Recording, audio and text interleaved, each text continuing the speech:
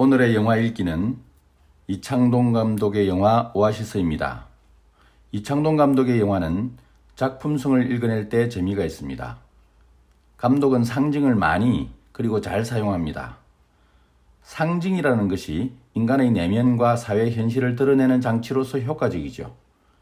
영화 오아시스는 상징을 성공적으로 녹여낸 대표적인 영화입니다. 영화 오아시스는 제목만으로는 아름다운 영상이 떠오릅니다. 그러나 영화는 시작부터 스산하고 춥고 삭막하고 바람 부는 초겨울, 그것도 해질녘입니다.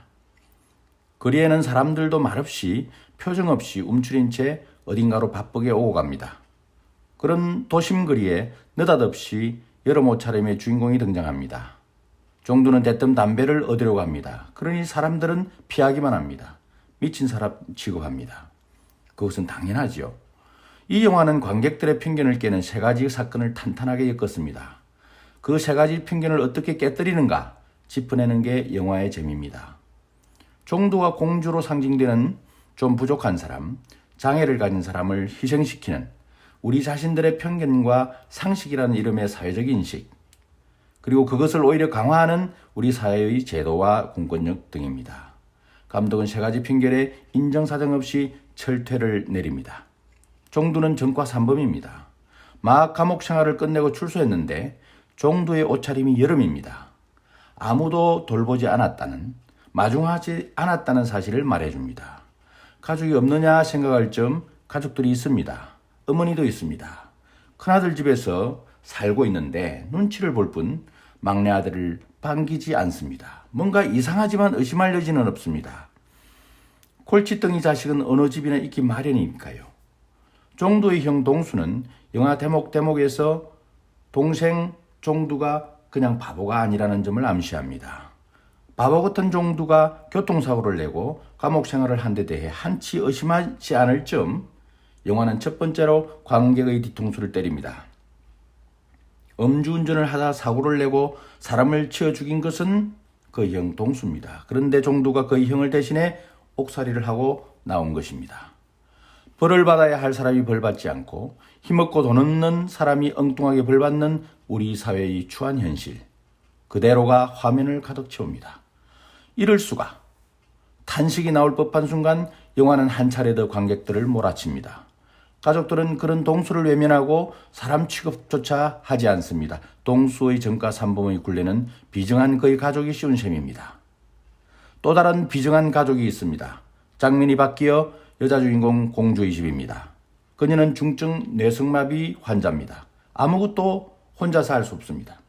방 한 칸 작은 아파트에서 하루 종일을 지냅니다. 뇌성마비 장애인을 혼자 남겨두고 그녀의 오빠 가족들은 새 아파트에 삽니다. 새 아파트. 그것은 우리 사회의 욕망을 상징합니다. 새 아파트는 장애를 가진 동생 공주 덕분에 생긴 것입니다. 오빠 가족에게 여동생의 처지는 안중에 없습니다.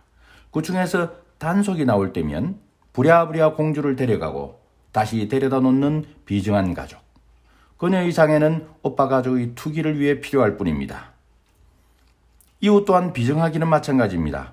오빠는 공주를 이웃에게 매달 20만 원을 주고 돌봐달라고 부탁했습니다. 그 이웃은 관심 바뀝니다. 오히려 공주의 공간에서 공주가 보는 앞에서 부부간 욕정을 달래고 추하고 가정스럽고 구제받을 수 없을 것 같은 가족과 이웃의 모습 있을 뿐입니다.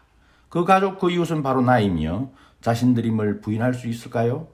주인공 공주는 이웃의 모습을 눈감아줍니다.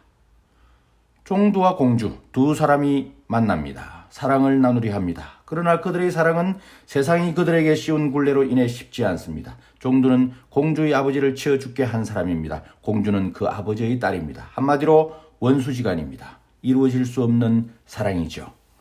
두 번째 뒤통수의 주인공은 사회이며 상식입니다. 종두와 공주의 가족들은 중산층입니다. 사회가 정한 기준에서 그렇습니다.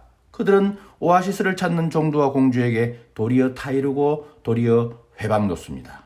누가 보더라도 사회적으로는 그들이 옳고 그들의 행동은 상식적이죠. 장애인 동생에게 전과 3범이 거칠게 다가가는 것을 누가 보고 있겠습니까?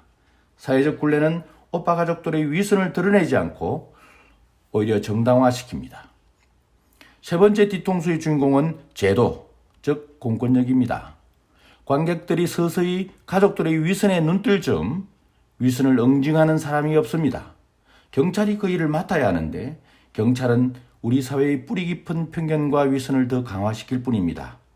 영화 막바지 종두를 체포하기 위해 경찰 병력이 동원되고 대치하는 상황 설정은 코믹하다 못해 씁쓸한 뒷맛을 남깁니다. 이 영화는 무기력한 공권력, 약자에게 비정한 공권력을 고발합니다. 이 영화가 단순히 외롭고 부족한 사람 간의 사랑 얘기가 아니라는 것은 그래서입니다. 관객들은 오히려 자신들을 돌아보게 하는 장면에서 숨을 죽이게 됩니다.